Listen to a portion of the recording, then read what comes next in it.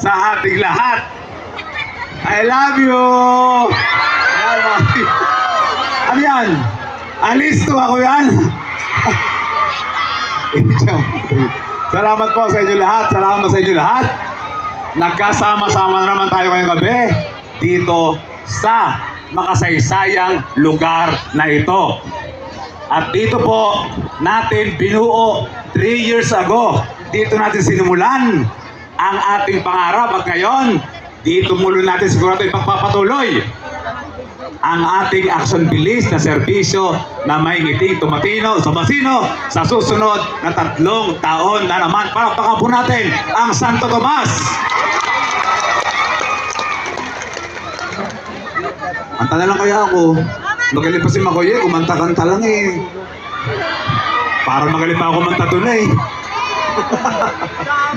Talaga ka pogi no. Sabi ko, sana tumula na lang ako. I love you po, I love you. Love you, baka malaglag. Papagabot pa kita. Love you. Love you. Salamat po. Salamat po. Alam niyo po, pinapanood ko yung ating aerial shot ng ating, ang tawag dito? Yung nalipad drone. Nakakakilabot po. Punong-puno po. Punong-puno po. Naghanda po tayo ng 25,000 na upuan ay halos wala pong natira. Kaya maraming salamat po sa mahigit 20,000 tao na nandito ngayong gabing ito. Unang-una, binabati ko po siyempre ang aking pamilya. Kung wala po sila, wala rin ako dito ngayon sa pangunguna ng aking asawa, si Mayora Liza Marasigan. Siyempre, naandyan po ang aking 4 na anak. Tayo po kayo, mga anak ko. Asa na isa? Nawawala. Ayun.